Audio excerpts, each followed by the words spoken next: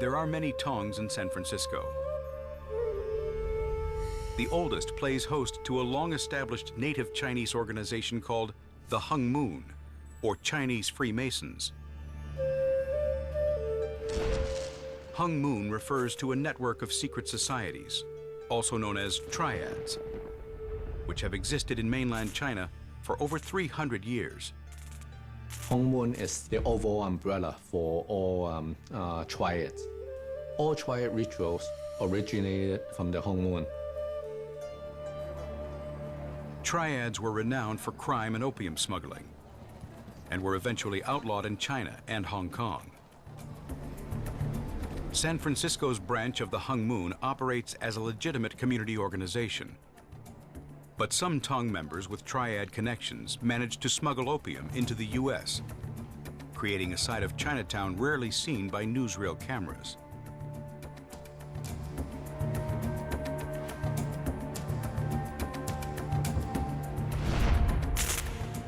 Above all, many Tongs indulge Chinese workers' favorite vice, gambling.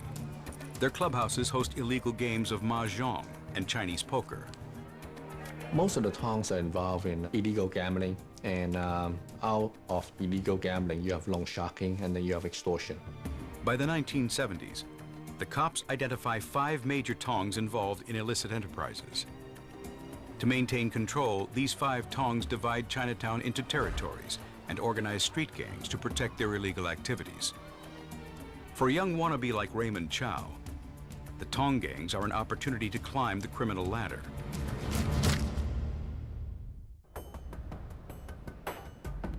Chow hangs around Chinatown's playgrounds, where he meets other young immigrants with little money and nowhere to go. I met Raymond. He just came over from Hong Kong. It's not too many pool halls down in Chinatown, so we hang out in the Chinese playground. Smoke cigarette, play card, shoot the moon, That's about it. That's what it is, and then we just all hang out there. At just 5 foot 4 inches tall, Chow is nicknamed Shrimp Boy. He brings experience of triads from his home city of Hong Kong. Triad, and back then, is a part of the environment in Hong Kong. We exploded in a very, very early age. And first time I draw blood, that was when I was 9.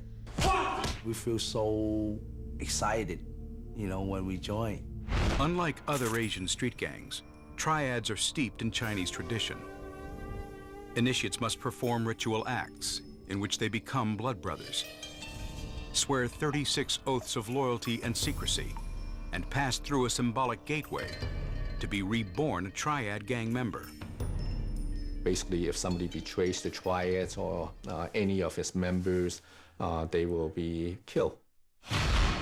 As the Golden Dragon Massacre shows all too clearly, San Francisco is very different to the Hong Kong streets of Chow's childhood. His new friend, James Powell, teaches Chow how gangbanging works in the USA. He showed us the street fighting of the knife. We showed him the street fighting of the gun.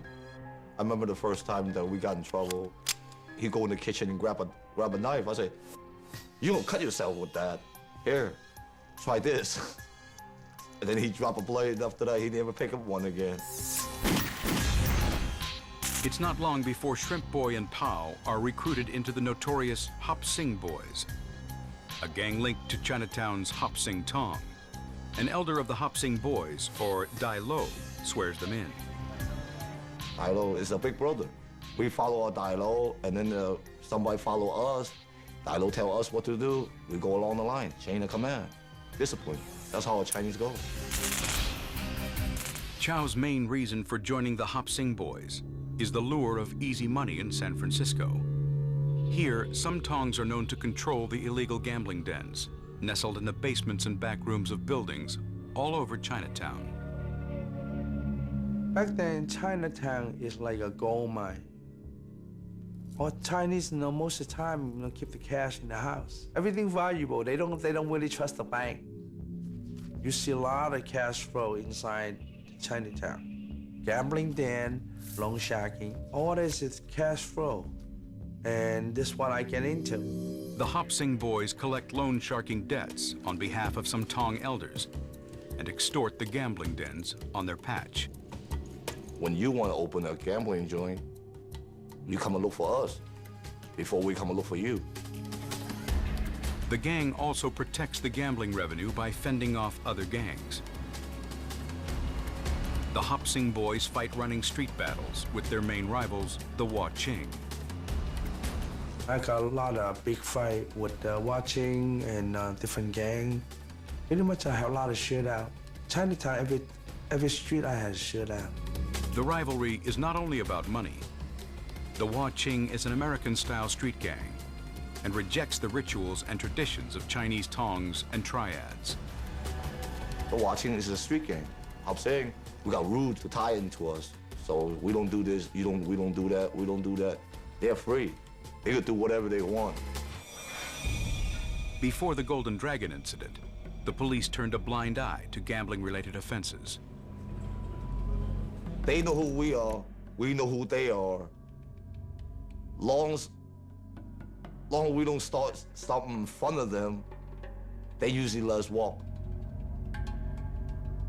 But Chow is an ambitious criminal who puts this delicate balance to the test. February 1978, in San Francisco, Hop Sing boy Raymond Chow and his crew raid a local gambling den. They opened a new gambling den, but they wasn't notify us. When I got that information, and well, we're gonna go up there, check them. And we ran up there. They had about 30 people inside there, and we robbed them. In their eagerness to take cash and valuables, Chow and the Hop Sing boys fail to realize that this is not a gambling den, but a private function. Chinatown has changed, and the cops encourage victims to come forward in an effort to keep the gangs under control. The ambushed partygoers go straight to the police. When the description of the robbery suspects came out, I knew it right away it was Raymond. After just 18 months in the United States, Chow is arrested and convicted of armed robbery. He is sentenced to 11 years in state prison.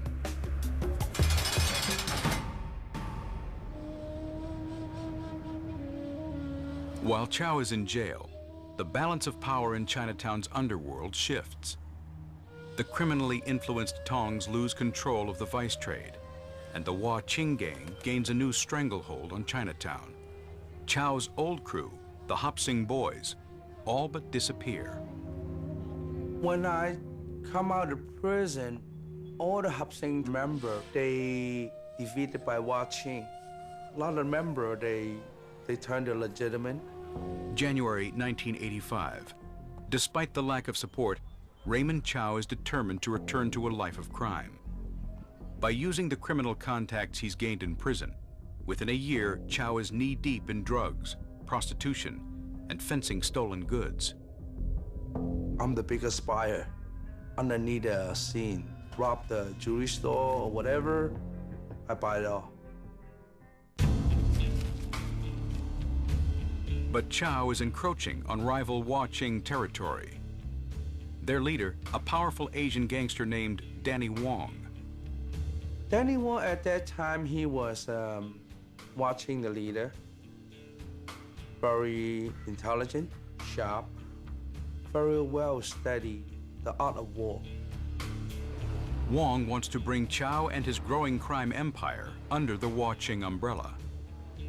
I'm running the biggest escort service here, and watching try to have people come and talk to me to blend it with them and have me like under them, and I do not see I can learn anything from them. Rebuffed by Chow, Wong is determined to stamp him out. Wong knows Chow is a convicted criminal who can't afford any trouble. I was on parole. They know those things is my weak link. If I got in a fight with them, all they had to do is just call the police. I will be back in the prison. May 31st, 1986. Chow gets into a fight with a Wa Ching soldier at a popular Chinatown nightclub. Everything just broke out.